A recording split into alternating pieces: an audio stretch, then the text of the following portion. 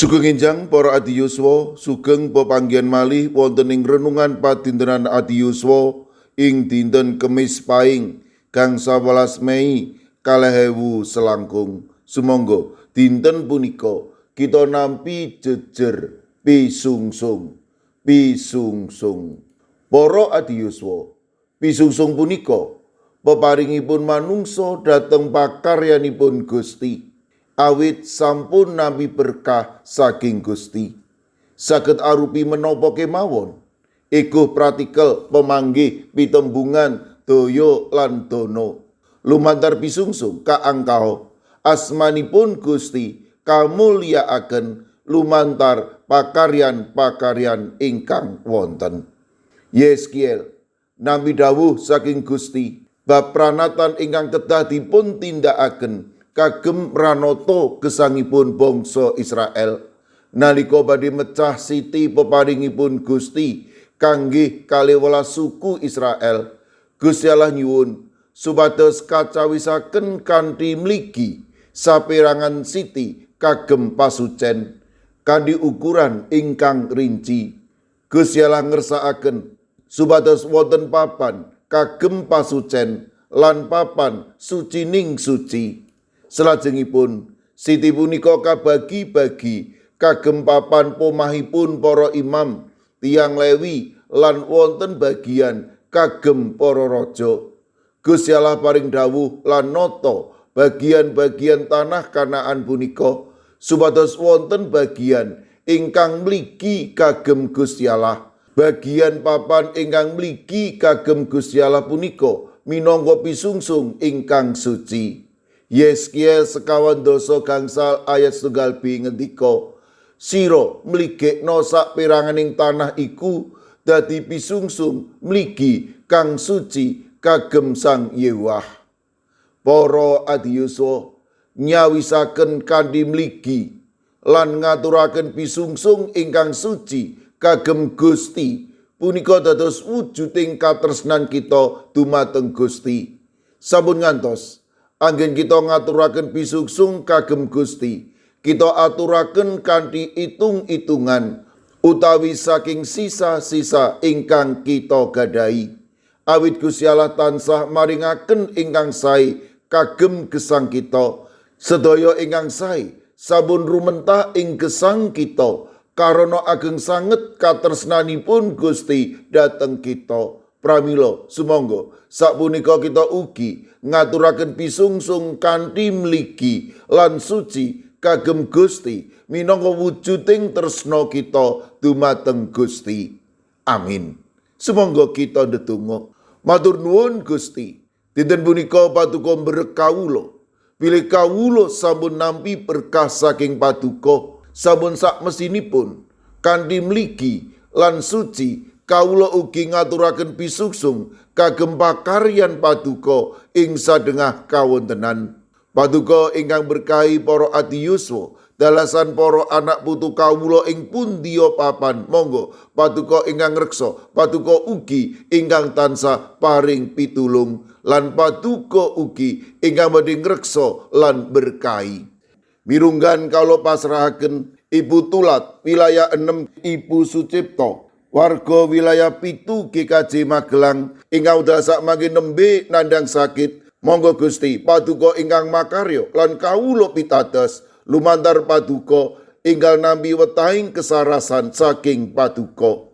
Sawetawis sedherek kawula wonten ing GKJ Pugeran, kawula pasrahaken Bapak Bambang Sugiri, Bapak Minto Taruno ingkang wedal sak mangke nembe nandang sakit ing griya sakit Bethesda. Kawula ugi pasrahaken Bapak Dalmin, Bapak Wisno ingkang wedal sak mangke ugi nembe wonten ing pemulihan. Kawula pitados paduka punika tuing bagas kesarasan. Sawetawis sedherek kawula ing GKJ Magelang ingkang nembe wonten ing pemulihan. Bapak Joko Rinanto, Ibu Lis Martono, Ibu Titik Marioto, Bapak Sugianto, Bapak Amung Pracoyo. Kawula ugi pasrahaken Ibu Tati ingkang wekdal sak mangke wonten ing pemulihan ing GKJ Ngablak. Kawula pasrahaken ugi sawetawis sedherek kawula ing Kalinegoro ingkang ugi wonten ing pemulihan, Bapak Margono, Bapak Samuel Tujono, lan ugi Bapak Agus Budi Pranowo. Kawula pitadosaken sedaya punika wonten ing paduka. Kawula pasrahaken Yuli Luther Harifa ingkang dumugi wekdal sakmangke nandhang sakit ing bab paningal. Kaudripun sedherek kawula inggih Kaji Bono, Ibu Sapar, Ibu Priyati, Ibu Sih Mirah. Kawula pasrahaken Ibu Wirya Sumarto, dalasan Pendeta Emeritus Ibnu Prabowo wonten ing GKJ Tlepok. Kawula pasrahaken Ibu Isti, wilayah 3 GKJ Wonocatur, Ibu Karyumi lan Ibu Kusmini ing GKJ Purbo. Mekaten ugi Ibu Indrayati ing Solo. Kawula pasrahaken Ibu Sriti Astuti wonten ing GKJ Tropodo Sidoarjo. Mekaten ugi kawula pasrahaken Ibu Lini Sutopo ing GKJ Semarang Barat. Kawula pasrahaken Bapak Budistomo ing GKJ Magelang, Bapak Mardiono, Ibu Marsudi, Ibu Sri Windardi ing GKJ Pamong Utomo Kalinegoro. Kawula pasrahaken Bapak Yohanes Mudadi ing GKJ Tuban. Kawula pasrahaken Ibu Nani Cahyono, Bapak Karyo, Bapak Ibu Toyo, Ibu Ngatini ing GIDJ Trangkil. Ing GKJ Immanuel Sulu, kawula pasrahaken Ibu Tugiani Sunarto lan Ibu Tati. Kawula pasrahaken Ibu Lasiem Blok 6 ing GKJ Gondang Winangun. Ing GKJ Wonosobo, kawula pasrahaken Bapak Lazarus Samijan, Bapak Yusuf Sunaryo, Ibu Endang Sarjono, Ibu Rodiah Sumardi. Kawula pasrahaken Eyang Sarwito ing GKJ Ngalian, Ibu Wahyono ing GKJ Plengkung, Ibu Sunarti ing GKJ Salaman. Ing GKJ Ungaran, kawula pasrahaken Ibu Sukito, Bapak Sembiring, Ibu Surisno, Ibu Munarti, Bapak Ibu Tugiman.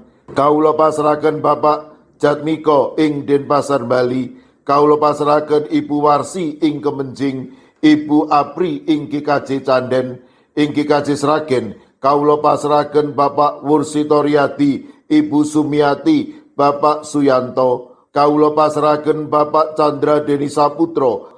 Mekaten ugi kawula pasrahaken Ibu Warsini, dalasan putranipun Yohanes Haryati ing Watu Sigar. Ing GKJ Mijen, kawula pasrahaken Bapak Budiono Arung Puji, Ibu Elizabeth Indarwati, Bapak Trikartono, Bapak Waryono, lan Bapak Moses Taji.